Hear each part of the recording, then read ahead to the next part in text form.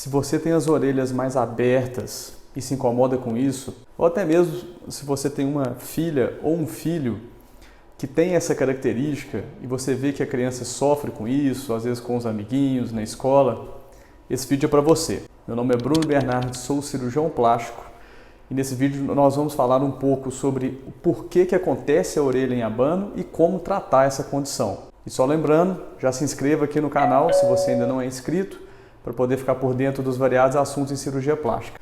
Dê um joinha se você gostar do vídeo e compartilhe com quem você acha que também possa gostar.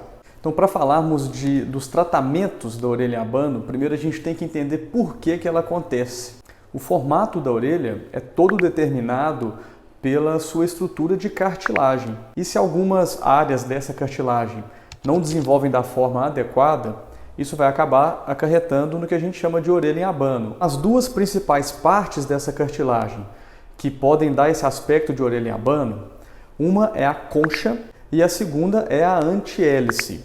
Essas duas partes da cartilagem da orelha, se por um acaso elas desenvolvem além do normal ou com uma curvatura inadequada, isso vai acabar projetando a orelha mais para fora. E essas duas alterações podem estar presentes juntas ou, em alguns casos, podem estar isoladas. Uma pessoa pode ter um problema na concha, outras podem ter problema na antihélice e algumas pessoas podem ter problema nas duas estruturas. Então, quando a gente fala da concha da orelha, ela é essa cartilagem que conecta a orelha na estrutura ali óssea do crânio. Então, quando essa cartilagem ela é maior, ela é mais larga do que o normal, isso vai jogar a orelha, vai deixar ela mais aberta. E quando nós temos o problema na antihélice, que é essa dobrinha que se forma na parte interna da orelha, e quando acontece dessa cartilagem ela não dobrar adequadamente e ficar mais plana, isso vai fazer com que a orelha fique ainda mais aberta e vai projetar a ponta da orelha mais para fora.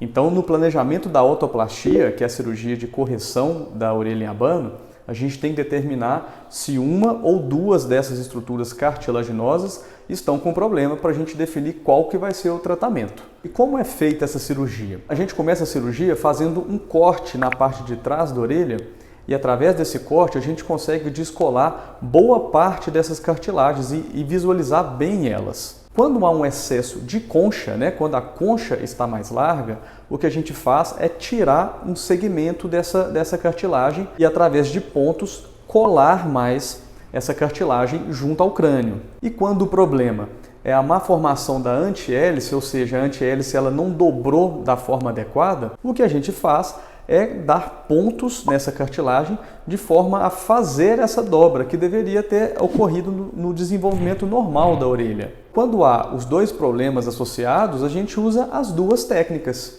E quando há somente um problema na concha, a gente trata só a concha, ou quando há somente um problema nessa curvatura da antihélice, a gente trata somente a antihélice com esses pontos. E é muito comum perguntar, a partir de qual idade nós podemos fazer essa cirurgia? A otoplastia é uma das poucas cirurgias estéticas dentro da cirurgia plástica que a gente pode fazer em crianças. A partir dos 6 anos de idade, a orelha já completou praticamente todo o seu processo de evolução. Então, a partir dessa idade, a gente já pode fazer a cirurgia. No caso de crianças que já sofrem desde pequenas, com brincadeiras, com bullying, e que os pais observam que está tendo um grande impacto no convívio dela, até no próprio desenvolvimento cognitivo dela, é indicado e a gente pode fazer a cirurgia desde que ela seja maior de 6 anos. Mas quando mesmo crianças têm esse problema de orelha em abano, mas não se sentem muito incomodadas, o ideal é que se aguarde chegar pelo menos na adolescência, que é um período que a pessoa já está um pouco mais madura, já tem mais condições de lidar com o pós-operatório, com os cuidados, até mesmo com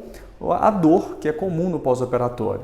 Então, para definir o melhor momento, o ideal é conversar com o cirurgião plástico, entender qual que é o grau de repercussão, qual que é o grau de incômodo no dia a dia da pessoa que tem orelha em abano, para definir qual que é o melhor momento para se fazer essa cirurgia. É uma cirurgia que normalmente é bem tolerada, sendo feita somente com anestesia local. Em alguns casos a gente pode associar uma sedação também. No caso de crianças, pode ser necessária anestesia geral já que às vezes a criança não tem uma aceitação muito boa de sedação, mas nos dois casos, tanto com anestesia geral, tanto com anestesia local com sedação, são duas formas bem aceitáveis e bem tranquilas de se fazer essa cirurgia. E você sabia que é possível fazer a otoplastia sem cortes? Pois é, lembra que nós falamos quando a gente tem aquela má formação da antihélice? Para esses casos, né, para pessoas então que não tem aquele problema de alargamento da concha e só tem uma pequena deformidade da antihélice, a gente pode fazer uma técnica sem cortes, que esses fios, os pontos, eles são passados por fora da pele e ao final do procedimento a gente consegue esconder os pontinhos por debaixo da pele. É uma forma bem simples de se fazer, com resultados eficazes, desde que muito bem indicada. Então espero ter sido claro sobre esse assunto nesse vídeo. Se você gostou, mais uma vez, deixe seu like, compartilhe com quem você acha que também possa gostar. Já se inscreva no canal e me aguarde no próximo vídeo.